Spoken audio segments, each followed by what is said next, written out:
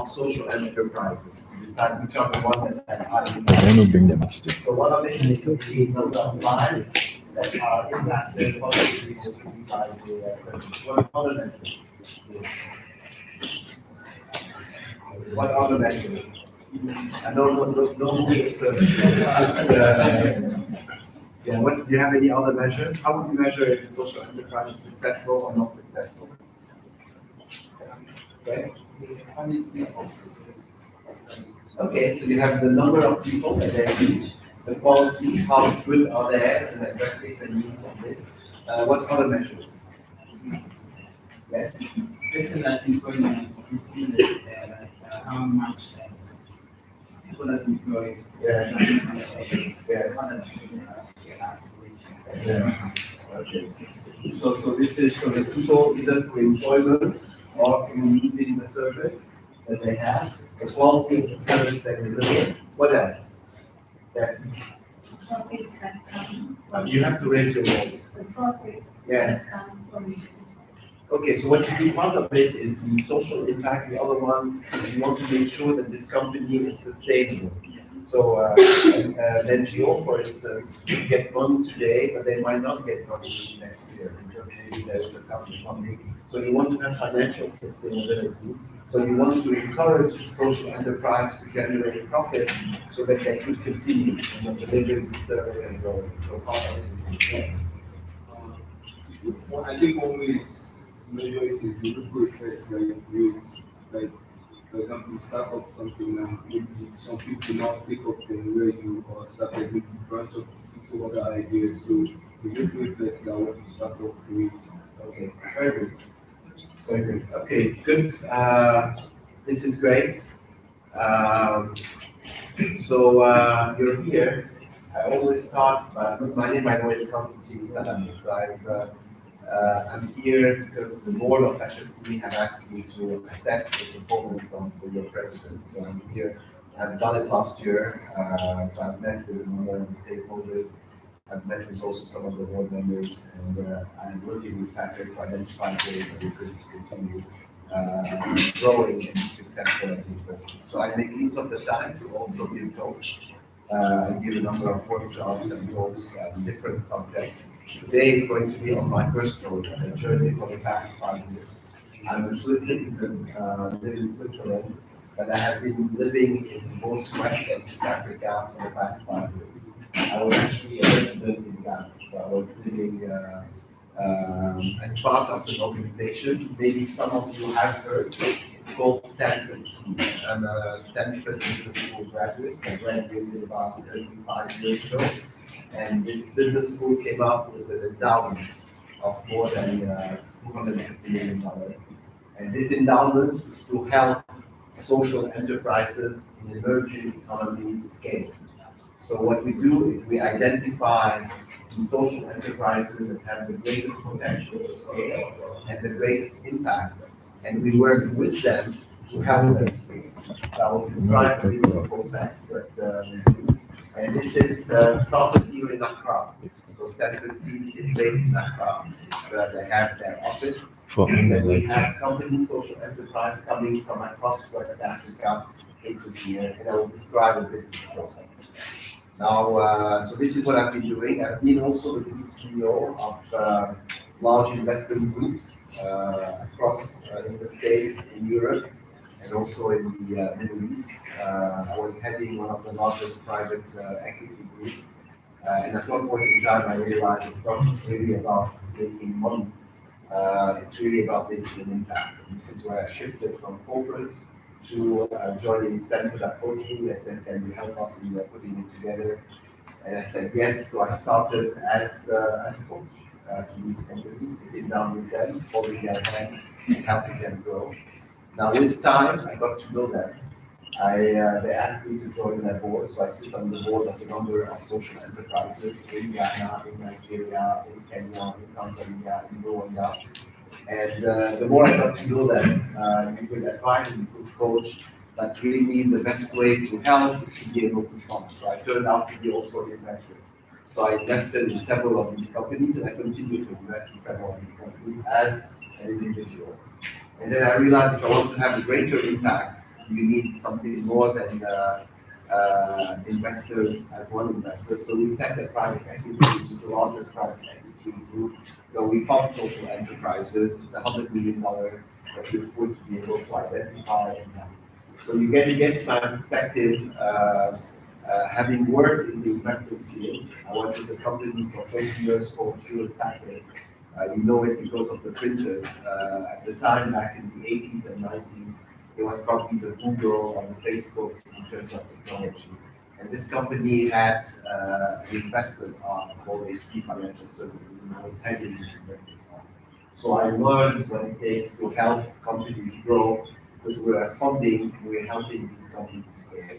So the background that I had, I learned it in the corporate world, and I'm adapting it now to small, medium-sized enterprises, to social enterprises that are all for-profits. So it's important to have for-profit.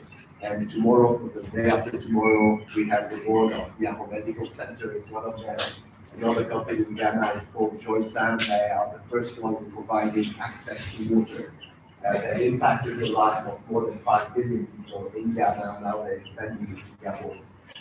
Another company is called Evico. So we have different companies that we work with. Before I start my pitch, this is all introduction. Is there somebody sitting on the because I had known people who were supposed to come, they didn't come. So is there somebody, there is a notice on the door? Okay, if you could check because they're supposed to come. So if there is a notice, then you want to say a few words? Oh, no. Well, yeah, really quickly, and then would you be okay with that? Of course. Excellent. So, good afternoon, everyone. Hi, lovely faces. Well, thank you all for taking the time to join in on this talk. If you're not familiar with me, I'm one of the lecturers here. It's Jewel Thompson, so I teach FCE as well as social enterprise. It's one of mine. Yes. We're excited to have you here, as this is a great opportunity to learn about scaling social enterprises, as well as what Stanford sees their methodology has been to help produce a lot of the successful social enterprises we've seen come out of the continent. So for this one, we want to make it as interactive as possible. I know that he's going to produce a phenomenal talk for you all, but please take notes. And if you have questions, questions that are about the presentation, questions outside the presentation, please write them down, because he is a wealth of knowledge and insight to you all that are trying to really create social businesses that solve these problems within our communities. Make sense? Reduce poverty. So what we're going to do really quickly, looking at Jennifer, just take no more than 15 seconds. I would love for him to know who's here. So just state your name. Some of you have social enterprises or hybrid businesses. So you can say, hey, my name is such and such. I'm a graduate, or I'm a student presently. This is my major. So if you have a business, state what it is. If you don't have one and you're just generally interested in social enterprise, that's also okay. So just simply state your name and maybe your major. And if you do have something you're working on, state the project. Fair enough? We're clear? Good. Excellent. So I'll start to my right. So Jennifer, feel free. Hi everyone, my name is Jennifer Kanashi. I graduated recently and the founder of Colorful Plastics. What we do is recycle plastic waste for construction purposes. So I'm part of the Thank you. My name is Angela. Final year, and I'm working on I'm an entrepreneurship student. We're working on a project where we're trying to recycle wood waste or sawdust into things that people can use. Very good. Hi everyone, so I'm Kezia, final year, and I'm also an entrepreneurship student. So my team and I are working on ways where we can transform tomatoes into tomato powder, tomato puree. So we are looking at ways to add value to the fresh tomatoes that we have. Very good. Thank you. Yeah, my name is Hama, in my final year. Yeah, and I'm interested in social enterprise. Okay, thank you. I'm called Joshua Poku, second year. I'm working on an e-commerce platform where we encourage artists at the cultural center to sell their products outside Ghana. Okay. Very good. Thank you. Hi, my name is Catherine.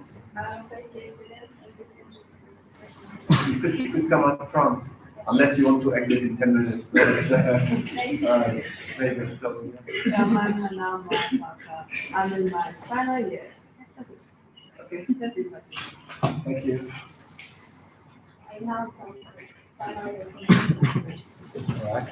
In the back, I'm usually in my final year. which field? Business. Okay, good. Hi, I'm Eva, and I'm also in my final year. Go ahead. Hi everyone, I'm Professor and I'm still final year planning and information system. I'm passionate about social. All right. Very good. Hello everyone, my name is Sasu. I'm the president of the Agricultural Staff. I will refer to Mr. Asheni Paper Package. Thank you. Hello, my name is Campbell Kapia. My recent graduate is My business is Chic Eco Fashion, and we make these beautiful bags from plastic bottles. Very good. Thank you. Thank you. Hello, my name is Video Journalism. I'm a second year of the science. My team and I are working on an app to help depression in college students to improve cognitive behavioral therapy. First year students,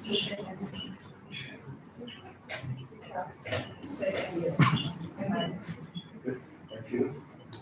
Yeah, my name is Manuel, and I'm Alan, graduated 5 years ago. We're running my session twice for 2 years now. What we use convert agricultural waste to different kinds of events. Thank you. I'm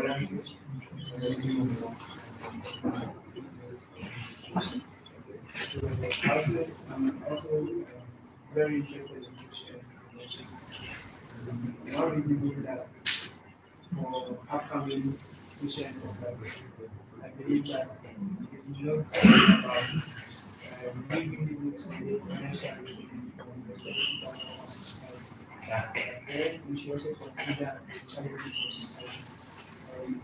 Be able to make capacity. Very good. Thank you. Yes. Okay, so my name is Ian. My first name is Thank you. I'm casting running this year. So I came in because I just want to see.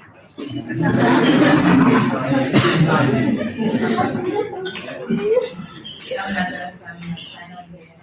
I'm making with a new social enterprise that's looking at process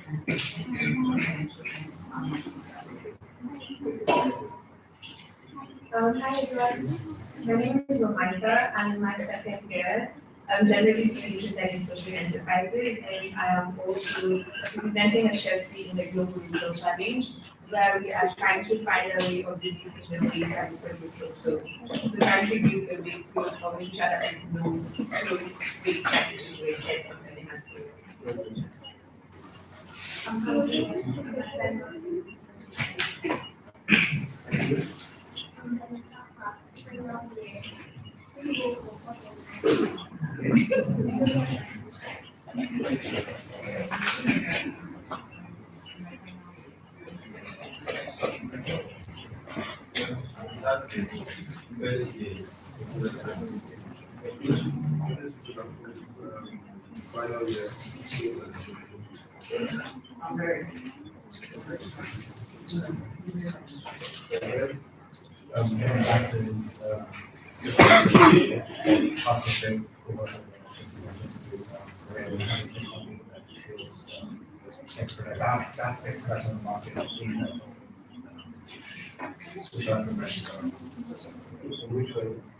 So this is one of another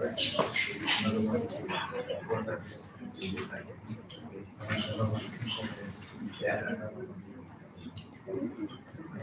Thank you. So who, where are we here? Yes. My name is Christian. Yes. From Burundi. Yeah. I'm founder of this enterprise. Yeah. It's currently specializing in farmers, rice farmers, about by body and production parts. Thank you.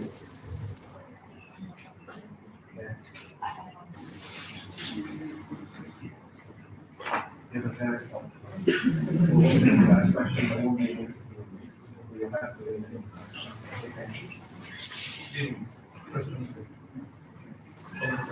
Thank you. So, I recommend We have to do, I graduated 2 years ago. yes. And now we are specific and I run a business called Different and Yes. from 60 by I qualified for that building for different best practices that are the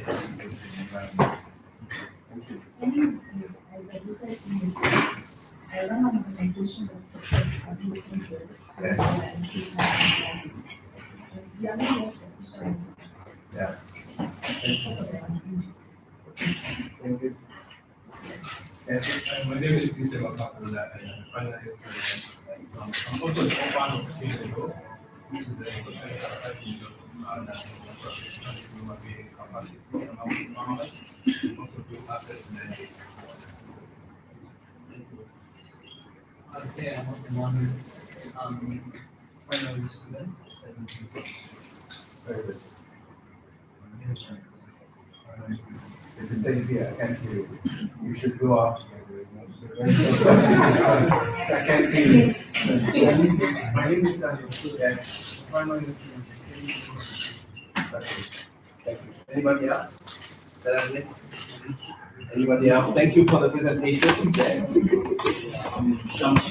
Yes.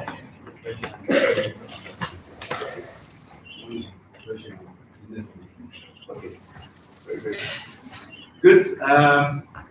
What do you think is the, you said social enterprises are here to resolve challenges that are faced. What do you think are the major challenges that emerging, not only Ghana, but emerging economies will face? So if you have to prioritize, what do you think these challenges are?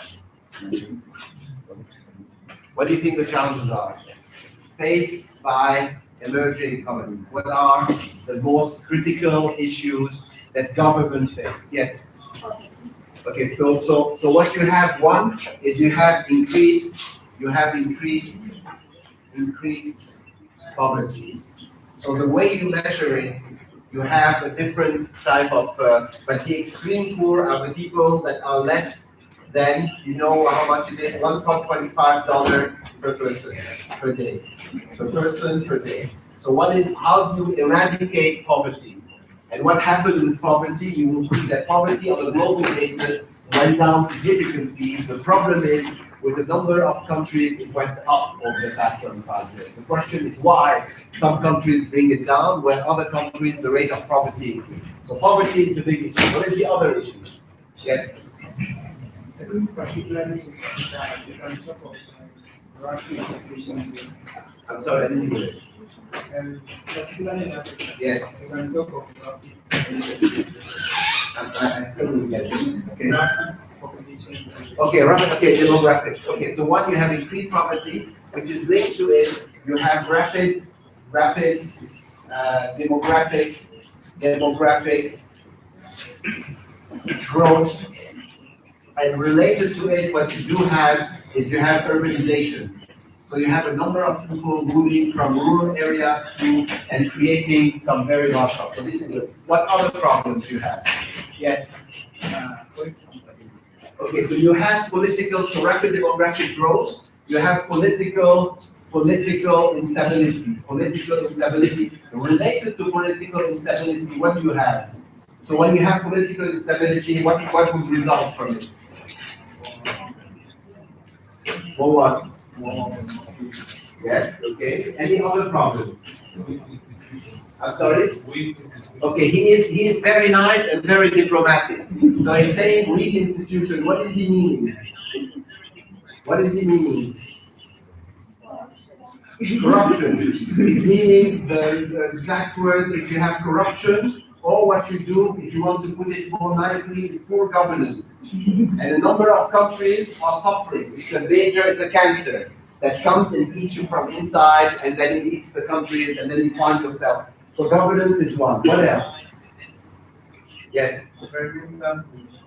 Okay, so what you do is you have, in general, so what you have environments, so you have environmental pollution, and this could be everything from 1, the water that you have, 2 is the air that you breathe, 3 is the land where you plant in your food. So water, air, land, what other elements? You have waste management in general that you have. So you have different issues that are affecting the quality of your life. So environmental is this. What other problems we have? Yes? Sustainable food production. Okay, so you have sustainable, so the whole food safety. So we have sustainable food production.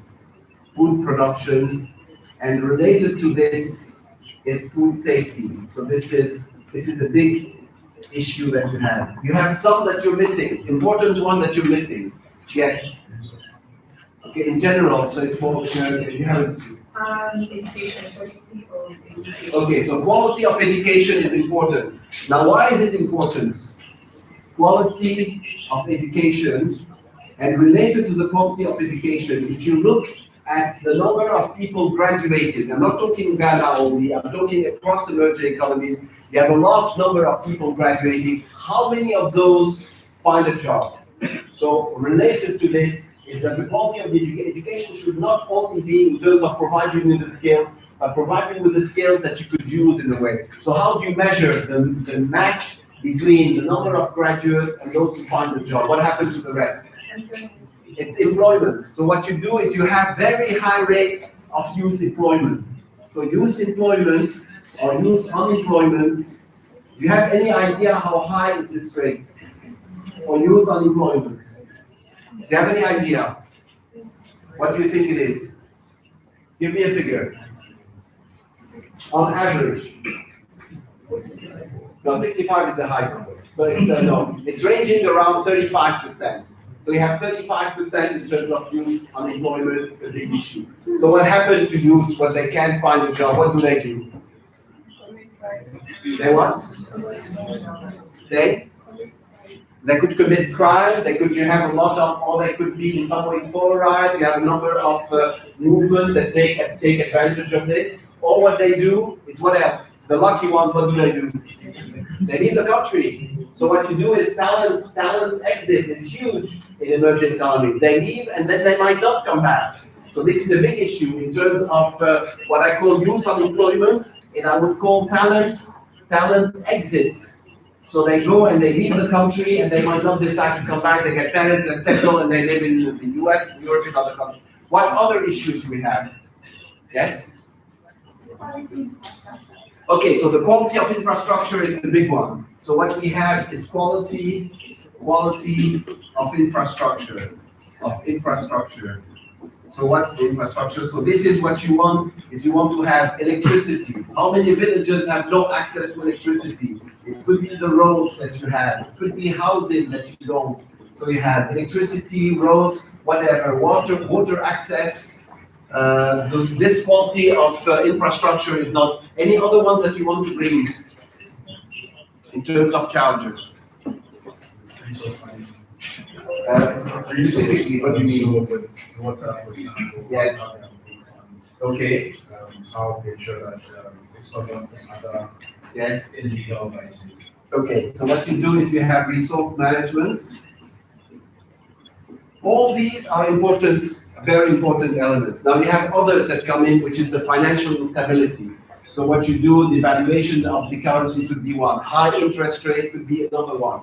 That you have tax evasion is another one. So these are a lot of topics that in some ways are affecting not only Ghana, they're affecting emerging economies, sub-Saharan Africa, but also other countries that we. So what we're trying to do is we're trying to resolve it.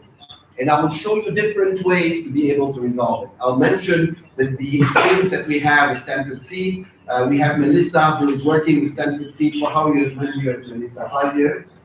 She doesn't like me to pick on her. So this is, but she forgot how I pick on people. 5 years, Melissa?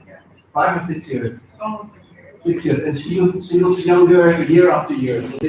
So Melissa is based in Accra. She's based in the Stanford Seed office. and she's here to help. There is part of the team that are here to help select the right. You have hundreds of social enterprises apply for this, and I will share with you a bit what the program is. You will see that this is a Stanford Seed logo that we have in here. So I've added a few of the slides that I came up with on it, but this is the role, it's select the right social enterprises. How do we select the right social enterprise? What do you think are the criteria that we use to select the right social enterprise? What would be? So what is the social impact? How much are they helping? How many people are affected by their product and services? So social impact is important. What else? Are they sustainable? Are they sustainable? Can these companies go and grow and continue to grow and continue to invest? What else? What else? What do you think we look for when we evaluate? I mean, you are running social enterprises. If you want to apply, what do you think will be the screening that we will use to decide whether we go with you versus we go with another? Yes? The leadership potential. Okay, so the leadership potential, how of a visionary the leader is. You know, how much of this person not only could grow his company, but at the same time be a role model. And a role model not only in the private sector, hopefully also in the public, so that you be able to change some of the issues that we face. So the leadership capabilities in terms of visionary, in terms of how much is he in communicating, in empowering people is quite critical. I've spent the past hour and a half with Patrick. Patrick is a good example of the leader who's here, who's empowering, who has a vision, who is making whatever he needs to be able to establish the vision. We need more of Patrick in this world, and we're looking for Patrick to head these social enterprises. So this is important. What else? What are the other factors? So you mentioned social impact, we mentioned financial sustainability, we mentioned leadership. What else in terms of selection? Come on. Because this, at the end, if you're going to apply, you better know them and position. Yes? I don't know if it's the same, but the team. Okay, so when we look at the leader, we look also the leader with a team. So the team is important. So do we have the right team in place? Is this team comprehensive? Is it complete? Is this team has what it takes to be able to implement on their plan? This is quite important. So other elements that we have, somebody wants to add in terms of selection criteria? Yes? I'm sorry? Ripple in terms of how could you, ripple in terms of the community that you will have, yes? I think how feasible and viable the projects are. Okay, so what you want is the feasibility of the project. Related to this, we will look at the market. Is this market a market that is large? Is this a market that has big needs behind it? We're looking at scalability. Can we scale? We're not looking at moving 5 or 10% per year. Can we move your social enterprise from, let's say, $10,000 to $1 million over the past? So scalability is important. What is the also an important element that we forgot? So we talked about social impact, we talked about the leadership team, we talked about the visionary owners, we talked about the financial sustainability. What else is missing? Yes? I think we should also consider the personal contribution of the sacrifice. Okay, so you could have this could be an element, yes? Okay, there is another one. If you look at the values of HSC, and you look at the value of Stanford Seed, actually they're the same. So if you look at what are the 3 pillars that you have, so what is ethics? You forgot to mention ethics. For us, it's fundamental. This is why we prefer to work with companies that do not deal with the government, because we know that in most of these cases, the transactions are under the table and we don't want this. So this is ethics is quite important in terms of criteria. We want companies, we don't want 2 sets of books. If we have 2 sets of books, we're not interested. Or we try to change this behavior. Ethics is, we want people that are entrepreneurs, people that could think like entrepreneurs, people that are lean, people who could move fast, adapt to situations that are very difficult. This takes a lot of courage to be an entrepreneur. It takes a lot of guts to be an entrepreneur. So this is quite important. And what is the third element that is it? So ethics, entrepreneurship, and the third one is innovation. You need to be thinking outside the box. If what you do, anybody is doing it, it's fine, it's having an impact, but what we're trying to do, find innovative ways. So this interaction between innovation, between entrepreneurship, and between ethics is the foundation of what you are standing for at FSC. It's the foundation of what Stanford Seed is looking at in terms of selecting the right entrepreneurs and working with them to grow their social enterprise. Is this clear?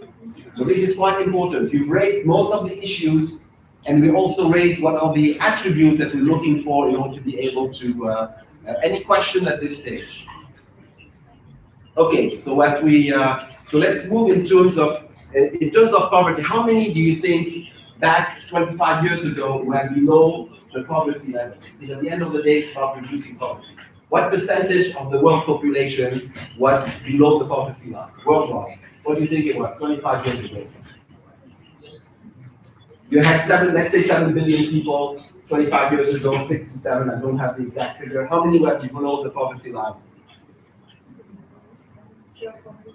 I don't hear you. $4 billion. No, it's too much. No, below the poverty. This is the lowest poverty. So this is below $1.25 a day. Okay, I'm going to help you. What am I doing wrong here? So if I want to move slides, I have to come here. Okay, very good. Okay. Now related to this, I published a book. This is a picture book. I love to take pictures.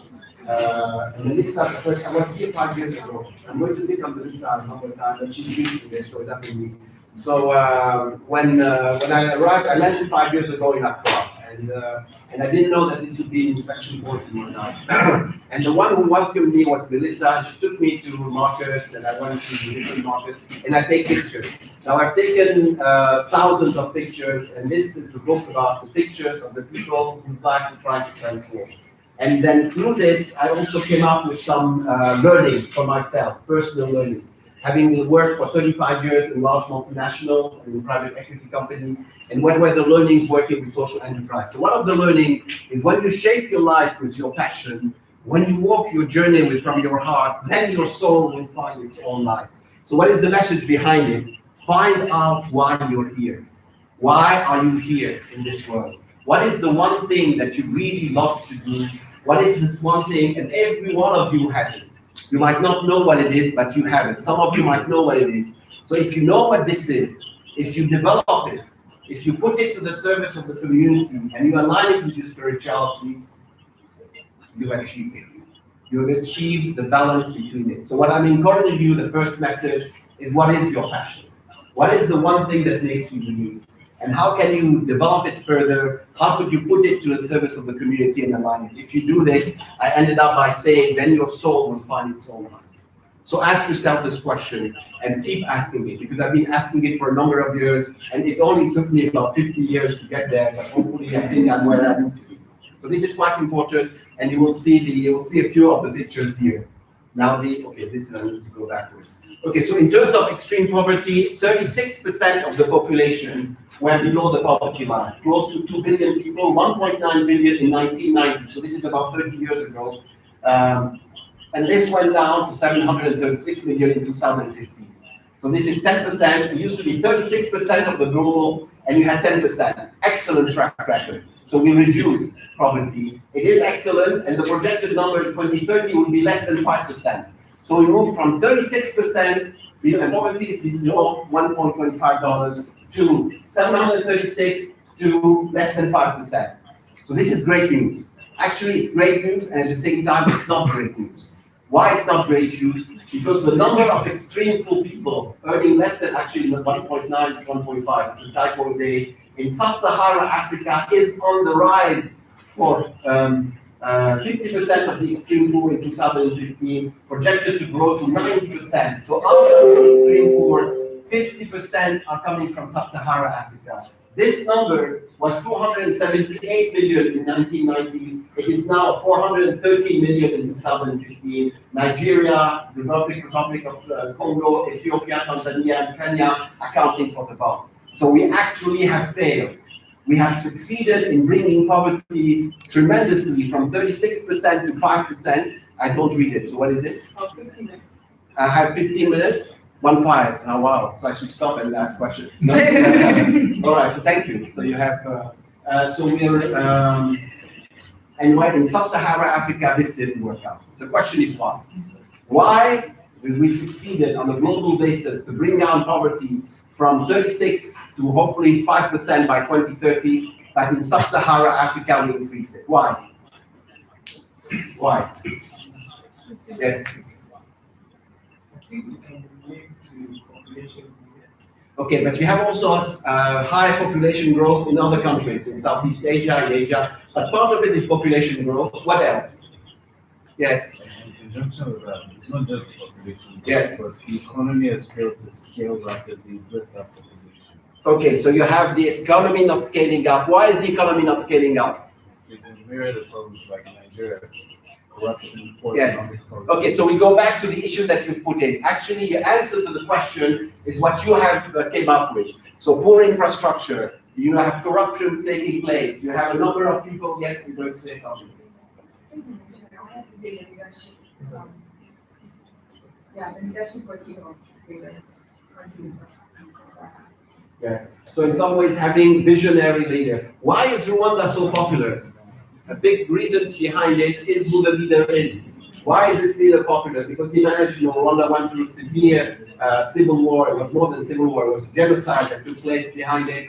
Bring the country together, have a clear vision where we want to go, and go and execute your vision. There is very few leaders in Africa that have at the same time not only a great vision, but they have the ability to execute on this vision. They have this dream, but then most important is they have the means to be able to take this dream and turn it into reality. This is quite important that you have. So to have these, what we call visionary, and one of the comments that I had, because I interviewed most of the direct report to Patrick, is how much of this inspirational leader he is in this. And this inspirational leadership is something that is important, not only at HSC, but in countries and head of countries that we have. So this is quite important that we get. Okay, so this is the question is why. So what we try to do at Stanford Seed is to be able to address it.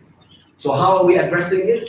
So I'm going to go quickly through the program. So this is a slide that we've taken. This is the same city taken 15 years apart. You know which city is this? Okay, it's in Korea. It's Seoul. It's the capital of Korea. This is the capital of Korea back 50 years ago. And if you look at the statistics and you compare what happened in Korea that we have in 1960, and you compare it to what happened in the Ivory Coast, you look at the Ivory Coast back in 1960 was in a better position than Korea from a GDP perspective, from a mortality rate perspective. But over 50 years, Korea moved and bypassed it. So the question is, how can they do it, and how can we help to make sure that this is not going to be the case for the next 30 years that we have? Because the track record for the past 30 years was not a great one in Sub-Saharan Africa. And we have to crack it.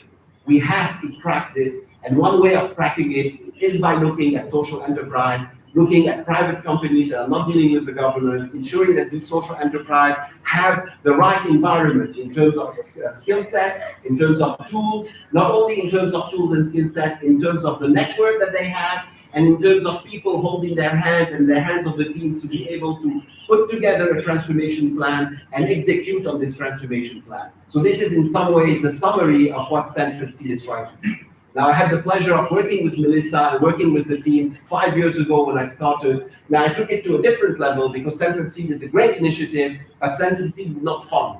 So if you're here to present the carrot and to say how great is the future, but you're not in a position to help them get the fund or access to the fund, then you are missing part of the piece. So what I've been doing for the past years since I completed my assignments with Stanford Seed is to work on helping these companies be fundable, be investment ready, and make sure that we have the right companies who are here to be able to invest. So this is the mission. So if you have here, you build capacity, but at the same time, you provide the funds behind it. So either personally or through this private equity fund that we have just launched in Kenya to cover Sub-Saharan Africa, focusing on social enterprise.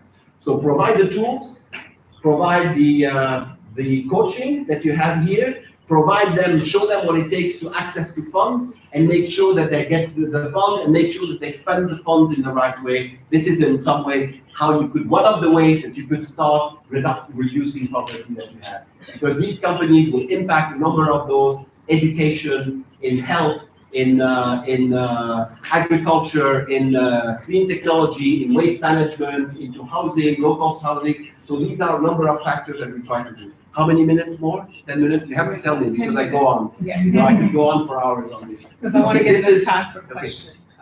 Okay, so this is including the question and answer or not including the question? Not including the question and answer. Including or not including? Not including. So 10 minutes to continue with the presentation, and then it'll give us about 10 minutes. 10 minutes, very good. Okay, so this is, thank you. Okay, so this is, I'm not going to go through all the slides behind it, but this program is structured in a way where we first select the right company. So you have a number of people applying for it, and you came up with the selection criteria. It's about innovation, it's about inspiring leaders, it's about having the right business model that can scale, it's about ensuring that you are really, integrity is a fundamental element in terms of the values that you have. So while doing this, you apply through an application form, you have people visiting you, interviewing you, and based on this, you are part of it. And it's a program, it's a 12-month program where you have this training taking place, and at the same time, you have advisors who are here to help you, coaches who are here to help you grow, put together your transformation plan, and start executing on your transformation plan. What do you think is a transformation plan? What is a transformation plan? Everybody's looking at me. What is a transformation plan? What is the difference? Do you know what a business plan is?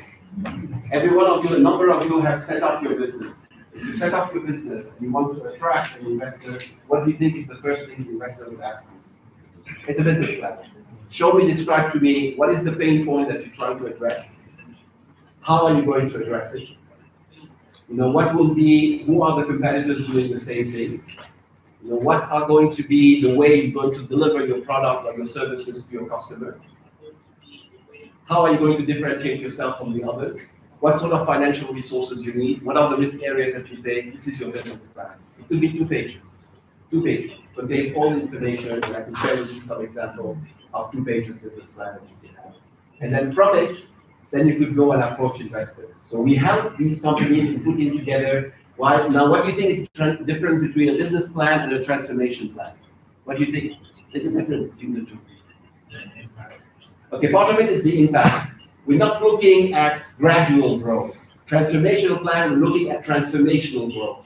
Transformational growth, if you are today $1 million in turnover, how can you be $50 million in turnover in 5 years down the road? So do you have the capacity to be able, is the market large enough to be able to scale and impact so many more people behind you? So we're really looking at transformation, not at normal growth. And a number of the companies have proven this. You know, you have, here you have 2 people from the shareholders and at the same time board directors from Yahoo Medical Center. Yahoo Medical Center is one such example of a company that came in, were part of the Stanford Seed, and then looking now to raising significant amount of funds. We're not talking $500,000, we're not talking $1 million, we're talking potentially between $30 to $40 million in terms of fund over the next 2 to 3 years. This is a major investment, allowing them then to scale, to take this model and be able to open up clinics, to be able, so this is what we look at. We look at transformational. When you raise $30 to $40 million, this is large amounts of funds to be able to then impact so many more people.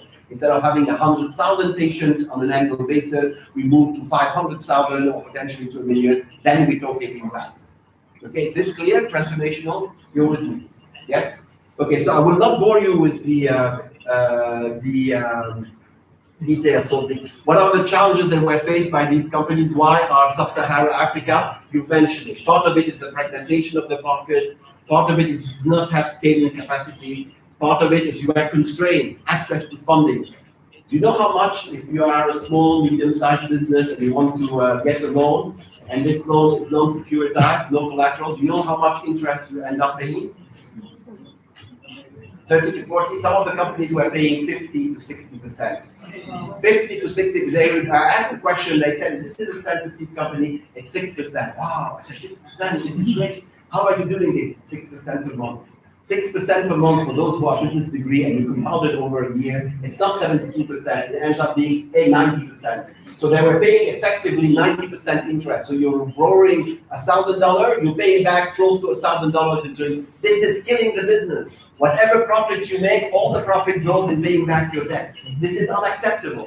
And these are the rates. Now the rates went down. They were at about 30 to 35%, but and they are coming further down to about 25%. And for those who are very lucky, we could even go lower. But this is recent.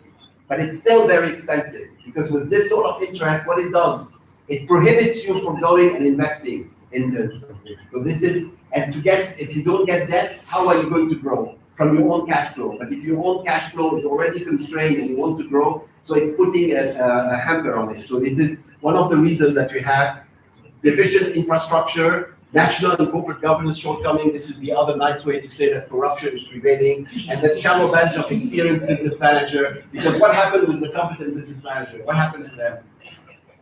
What happened to them? They leave the country. They leave the country. No, so you have Bako, Tamako is an example. She left the country, she went to the US, she came back to the country and tried to see how she can contribute. Melissa is another person working with Stanford Seed. She also studied in the US at Stanford also, and maybe she's back here and running, with the team, the Stanford Seed. So, but these are exceptions. The majority would leave and not come back, and this is a big drain to the organization. So these were the problems. How many more? One more minute. Okay, 1 more minute. Okay, I have to receive it. This is a picture. I was walking in the fisherman village. This is in Accra. This is a school. I forgot the name of the school that we had behind. When you seek peace and joy with all your heart, you will find it in every step of your journey. And these are different pictures. Some of them are taken by me. Others are taken by the wife of a good coach that put together this slide. So these are the life of people that we try to change, being it children, being it mother, and we're trying to do this across the different countries, across different sectors. So the sectors are the sector that you mentioned. Health is important, education is fundamental, that you have microfinance is important by enabling people to have access to funds to realize their dreams. Low-cost housing is important. Access to water, access to electricity, waste management. These are all important sectors that will have a huge social impact, and these are the sectors that we've been concentrating on. Now, we've been present now for the past 6 years in terms of they started here in Ghana, moved to Nairobi, South Africa, India, and there'll be more countries. The plan is to have about 10 regions that will be impacted by this program that consists, yes, it's closing. Thank you.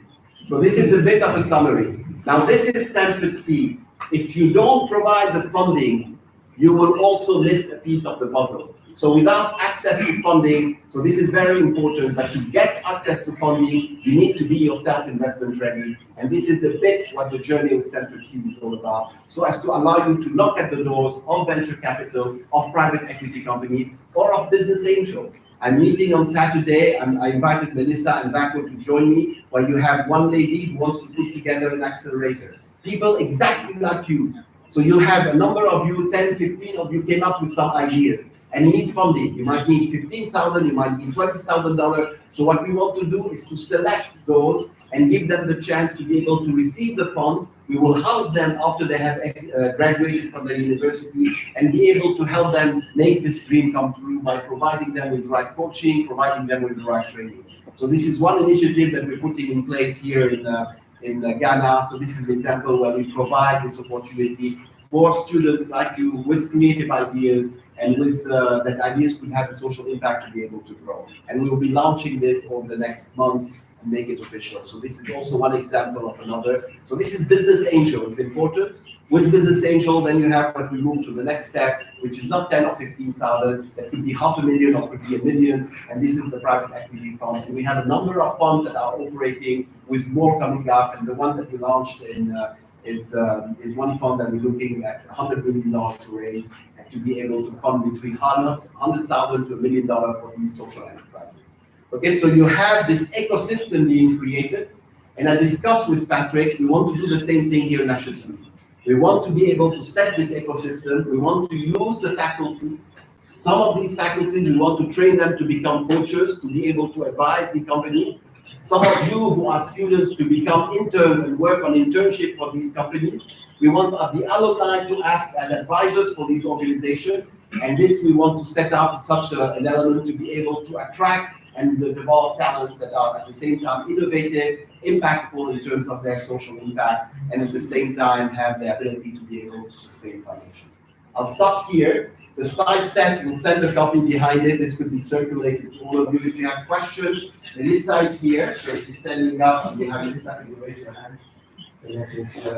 She's smiling. You know what Melissa is thinking? I haven't seen her for 2 years. So what she's thinking is that Constantine will never change. Well, the first day she met me, she felt I was a crazy person, and then she still feels it didn't change. So anyway, so this is Melissa. So for Stanford Seed information you have here. If you want information more, you are in the startup phase. Stanford Seed only takes you when you have a minimum critical mass. Is it still the same? It's $150,000? But then we have other programs for startups as well. Okay, you have program for startups. Excellent, thank you, Lisa. Very good. I'm going to stop here, and so what questions do you have? Melissa, do you want to add something about Central Seed that I forgot? All I want to add is Constantine is absolutely amazing. Like, use him, get his contact, do not lose contact with him. That's all I have to say. Right, so questions?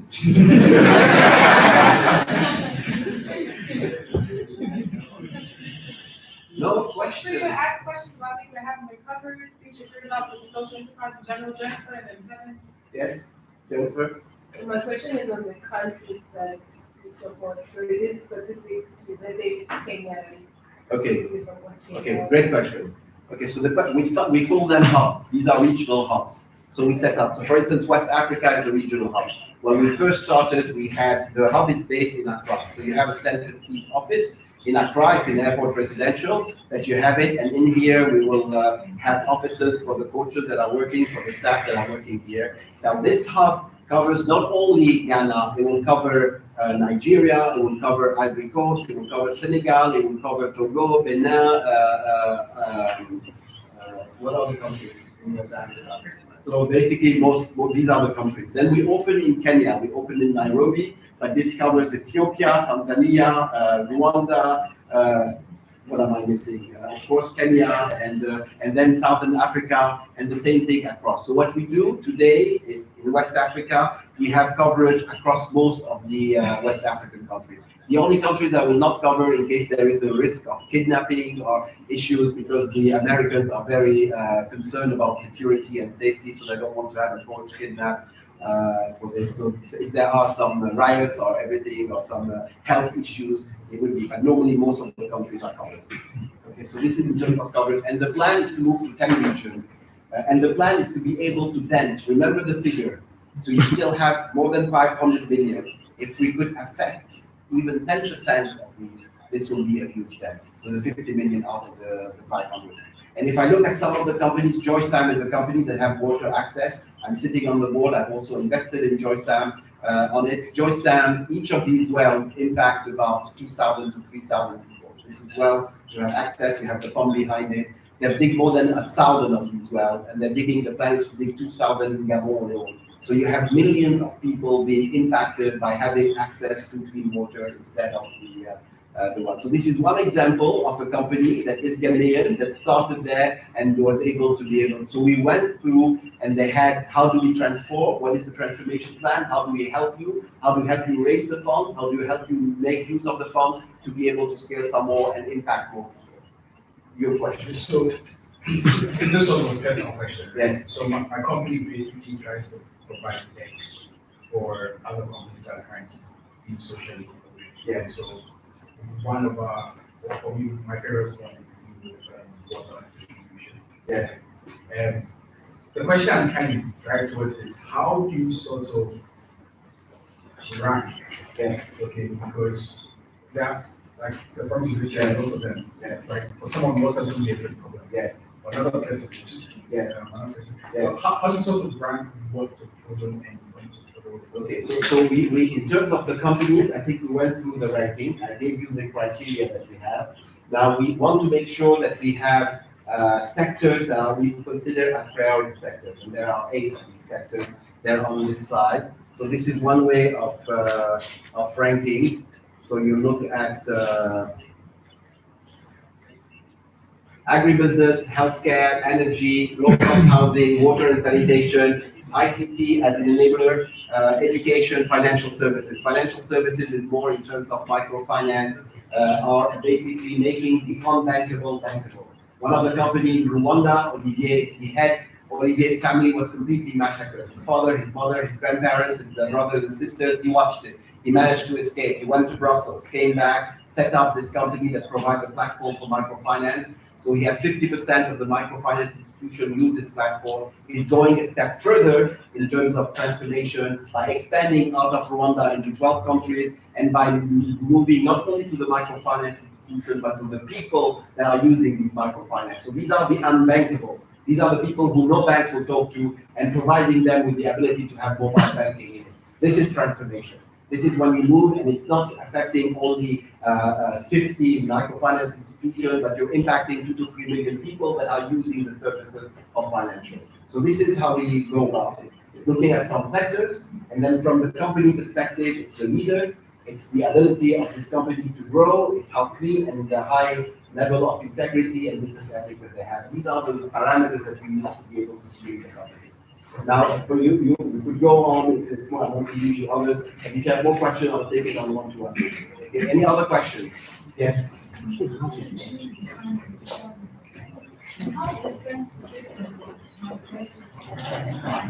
Okay, very good. So we had this question, we were a bit late when we came, so we have done next time. So we have the definition came in. These are companies that whose services, product and services are addressing the needs of the people below the poverty line. So they're really having a social impact by improving the quality of the lives of the what I call the people who are the underprivileged in this world. And this could be everything from access to water, access to electricity, access to education, access to water. So this is for us the way we. So how do you measure it? You measure it, and we went through it by the number of people impacted, by the job created, by the quality of the service that you provide. So this is how we.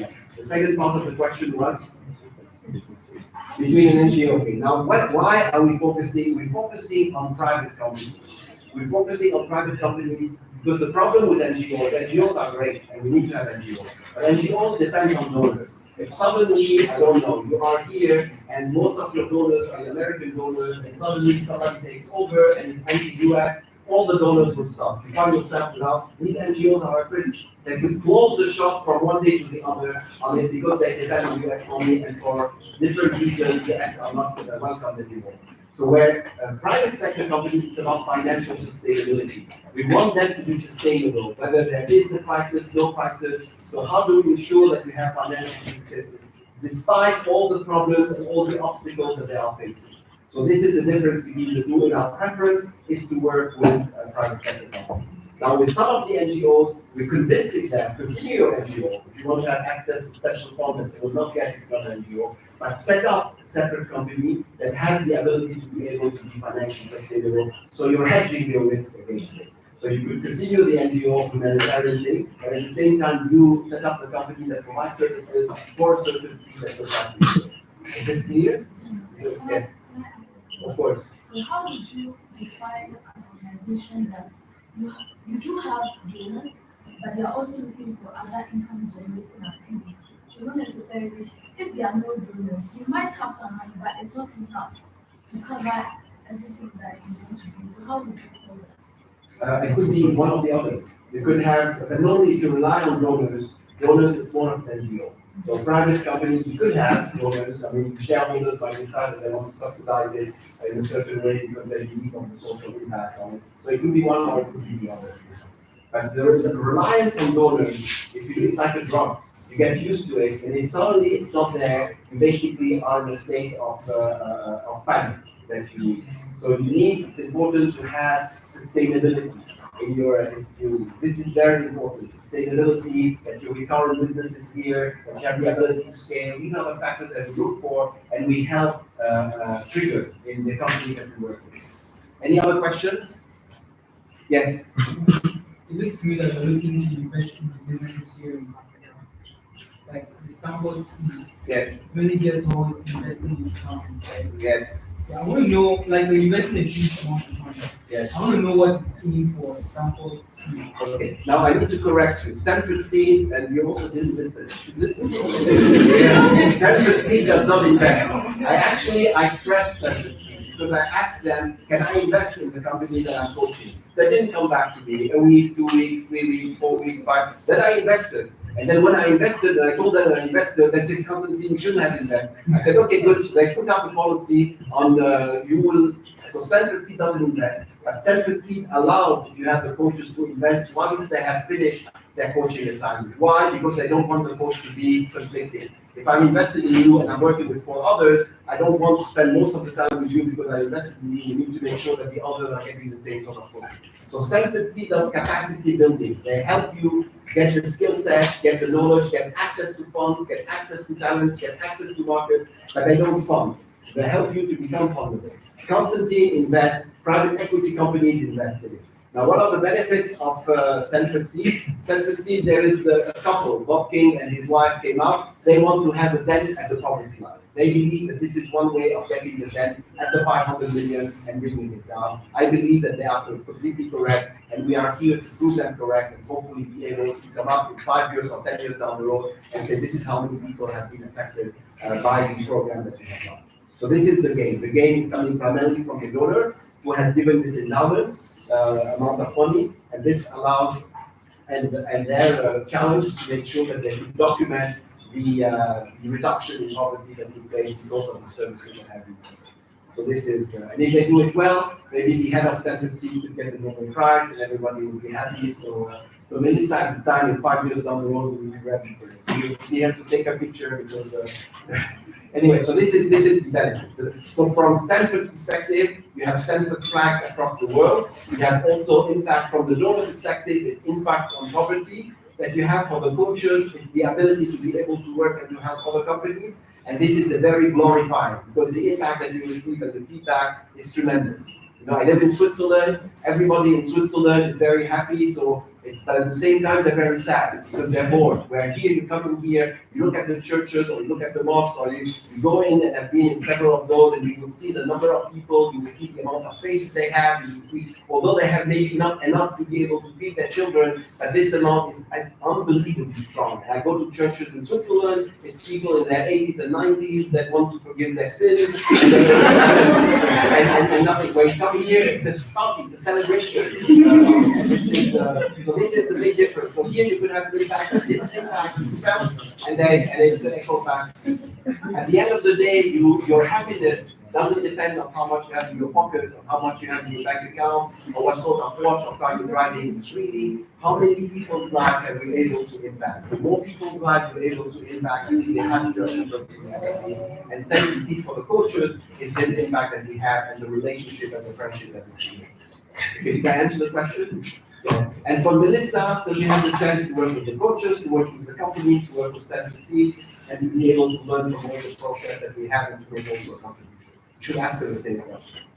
Okay. So we are now out of time really quickly. We can continue asking questions, but for those that are at a hard stop and have to leave, it is 5:36 right now. So you have to leave, you can head out. But what we'd like to do really quickly is say thank you. So we have sitting here coming to. So on behalf of everybody, that students, we just want to say thank you for taking your time to get that.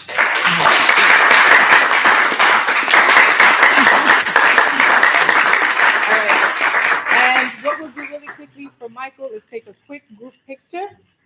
So if you guys don't mind coming to the front and crowding around Constantine, I will also leave his information on the board in a moment so people can reach out, and then we can stay behind and ask more questions, just general questions. They come here. Yeah, they come up there.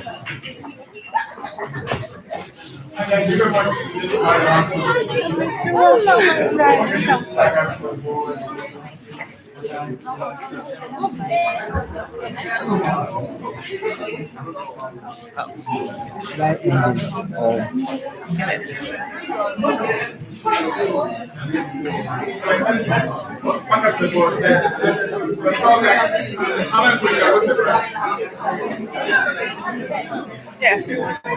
I'll send you